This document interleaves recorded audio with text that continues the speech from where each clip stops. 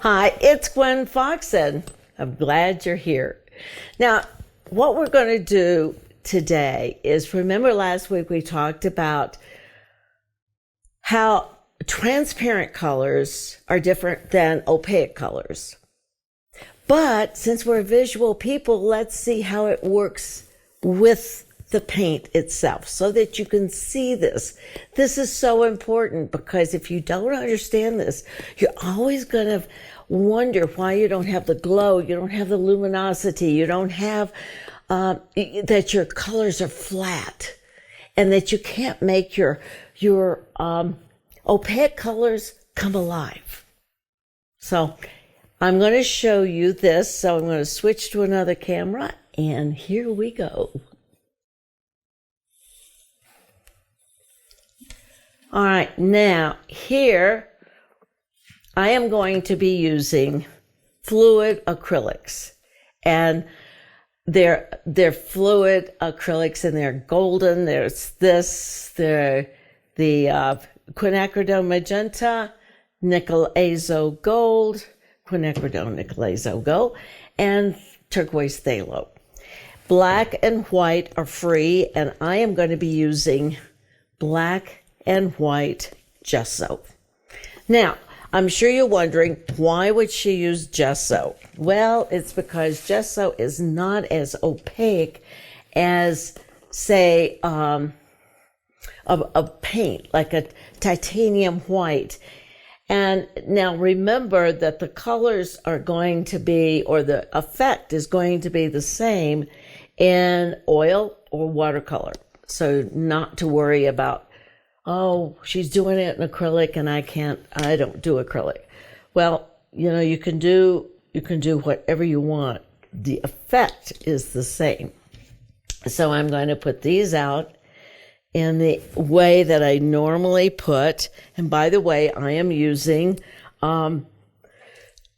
freezer paper for my palette.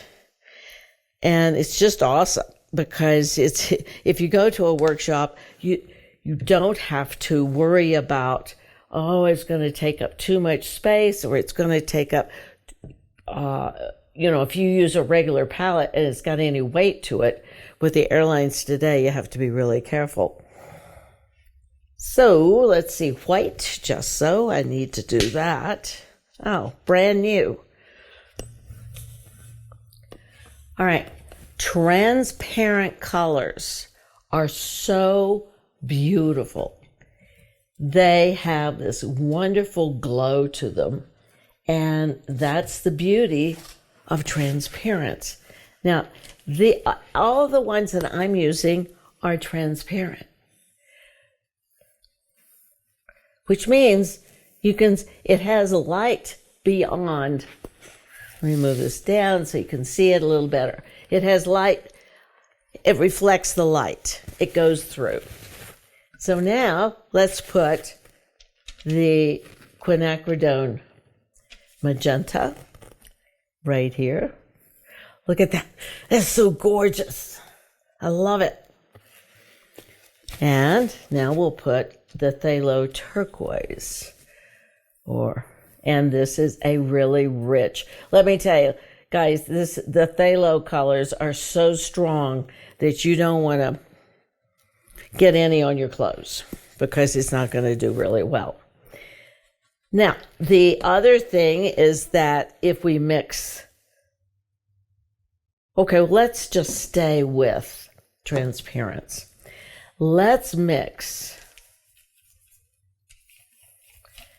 the magenta with the gold, because I want you to see that you're still going to have a transparent color by mixing these two. Look at that. Beautiful rust. Gorgeous rust. Now, if I add quinacridone nickel azo gold with the phthalo turquoise, and very little I might add, I am going to get an emerald green. Just a beautiful. Now, you know, though, that if I add more water, look at this, I can get much thinner. I can get it where it's, see how that does?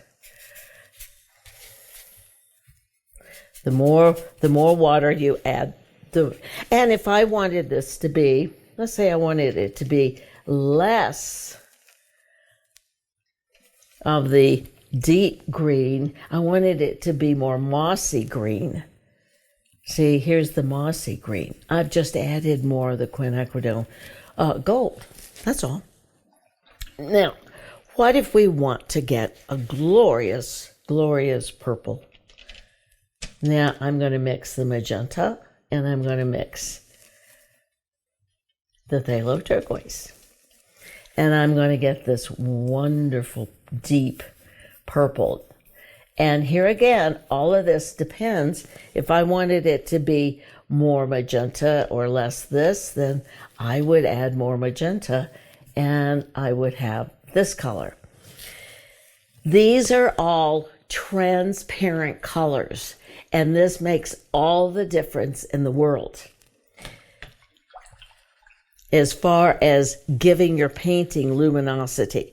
Now, I'm going to add a little white to this.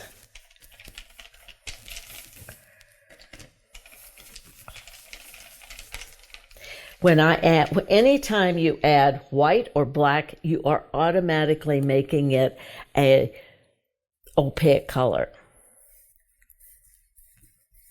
This is adding white to this.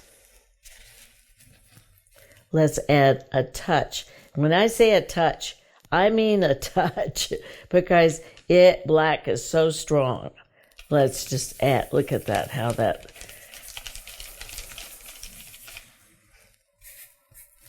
We add a little water to this. And then see what the black does? Changes it totally. Because here we have the transparent gold. We've mixed these two.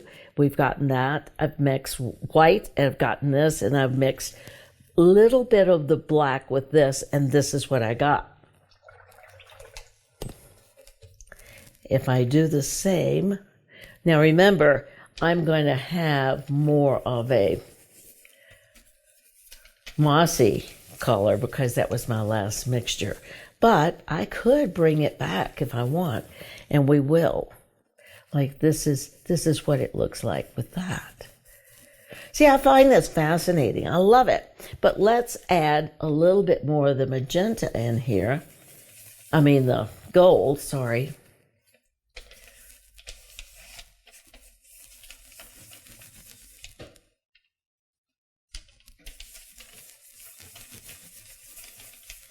You can get so many gorgeous colors. Look at this. Oh. You know, to me, color is just edible. I think it's that good. Now, let's do the same thing with the purple. Just going to add a little bit of remember our last one was more of this color. So if I do add white, I'm going to get this. Now, if I want more blue in here, and then I add white, I'm going to add more white. That's really strong. You can get any value, any shade that you want. Look at this. And this is from mixing this with the magenta. You get purple. I added a little bit more magenta. I got this. I added white. I got this. And I added more of the phthalo turquoise to turn it bluer, which makes a big difference. Now, let's say that I want to tone that down a bit. And I'm going to add just a little bit of black. And you will see a difference. Not much of one. When I said a little, I did a little, didn't I? Now I'm going to add even more white to that to get a toned down, beautiful gray. I didn't add enough white. And remember, your acrylics dry darker, one shade darker, so you have to always remember that. All right, we've got this. And you say, yeah, but I need other colors. Now, the colors that you cannot get with these three colors are your three primary colors. You can get just about anything with this. And I'm going to show you that when I'm doing this, I am not picky on what I'm doing. I'm going to mix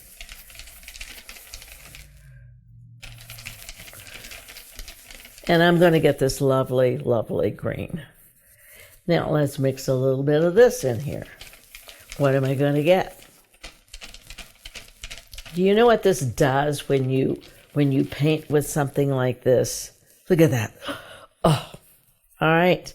But in comparison, do you see how flat these are compared to these right here and this? These from here down are very flat because I have added white. But let's do this. Let's do, now, here's the difference. When you have, I'm doing opposite of the color wheel. I'm going to put this around, and I want you to see how the transparent literally jumps off the page. It is literally fab, just fabulous. It's so gorgeous. And let's say that we do, let's add a little bit more of this. And we got, look at this color. I mean, it's just edible. And let's say that we put this around this. It depends on the color that is next to a color that it shows up more. Now, there is a saying, no color is a color until it's put next to something. And there's a lot of truth into that because each color that we mix causes the other colors to behave differently.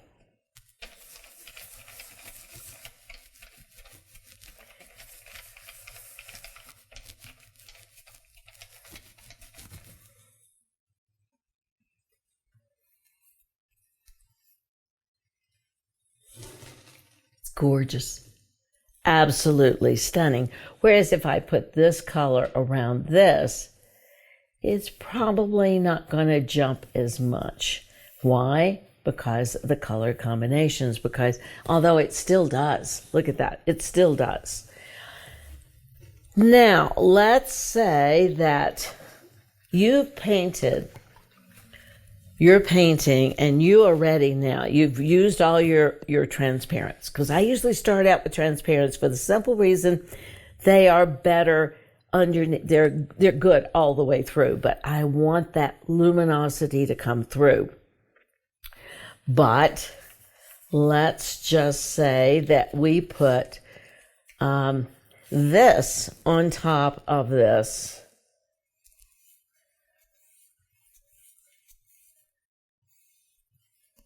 And look how flat it looks.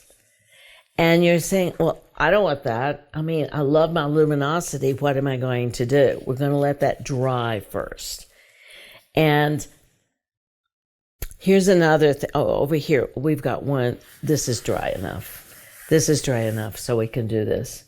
Let's do a transparent over it and see what happens.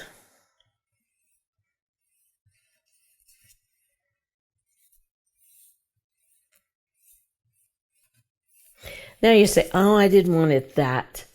I didn't want it that yellow. Then merely wipe it off if you didn't want it that yellow. But do you see it livens that up?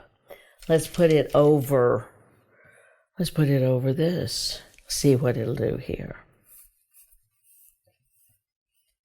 Now, I said in the last video that I usually leave a touch of the color underneath because that is the history.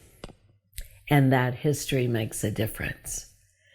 So I love doing this because this is going to help you.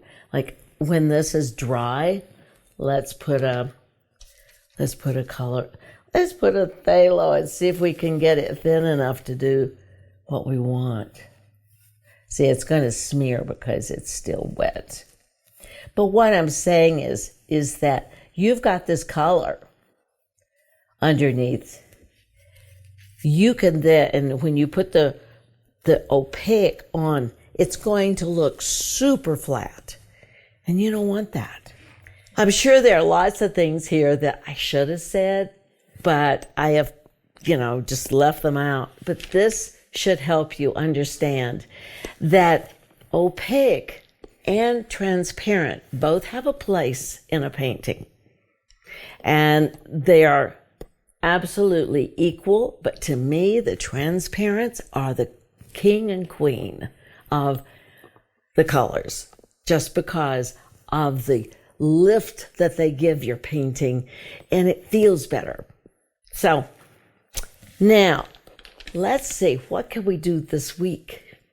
Because I always have a little thing at the end, and this week I want you to realize that it is time to birth your creative babies. You've got a lot of babies to birth in your creativity. Let's get them out.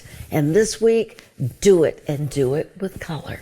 So if you haven't subscribed, please do so. I'll see you next week. Bye. I love ya.